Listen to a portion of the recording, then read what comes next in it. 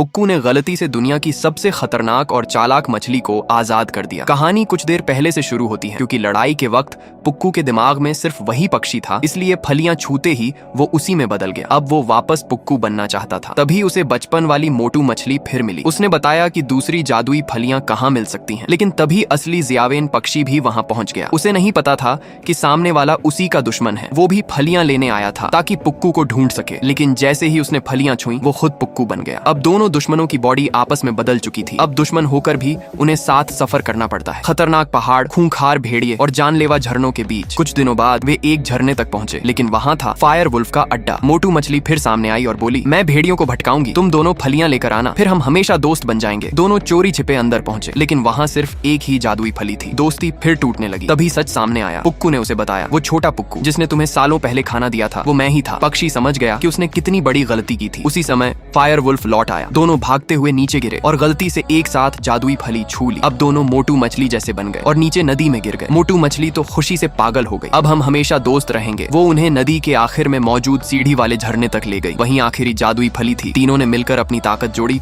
और एक charging fish बन गए। कई मुश्किलों के बाद आखिर वे झरने की चोटी तक पहुंच गए। पुक्कू और पक्षी फिर अपने असली रूप में लौट आए। अब बारी थी मोटू मछली की, लेकिन तभी असली सच्चाई सामने आई। ये सब एक जाल था, क्योंकि वो मोटू मछली असल में सदियों से कैद खतरनाक फायर वुल्फ थी, जो भरोसा करने वाले दोस्तों का इस्तेमाल करके खुद को आजाद करवाना चाहती थी। आजाद होते ही उसने पूरे जंगल को आग में बदल दिया। अब पूरे जंगल की आखिरी उम्मीद वही छोटा पुक्कू था, जिसे कभी सब कमजोर समझते थे। आखिर में पुक्कू खुद विशाल फॉरेस्ट गार्डियन बन जाता है और फायर वुल्फ से ऐसी खतरनाक लड़ाई करता है जिसे देखकर हर कोई दंग रह गया। लेकिन जब उसे समझ आया कि वो जीत नहीं सकता, तो उसने खुद की कुर्बानी देकर फायर वुल्फ को हमेशा के लिए खत्म कर दिया। पुक्कू ओली की अच्छाई कभी कमजोरी नहीं थी, वो उसकी पसंद थी। उसने एक धोखे की वजह से भरोसा करना नहीं छोड़ा। दुनिया में अच्छे और बुरे लोग हमेशा रहेंगे, जिंदगी में धोखे भी मिलेंगे, लेकिन उम्मीद है हम अपना दिल साफ रखना कभी नहीं छोड़ेंगे।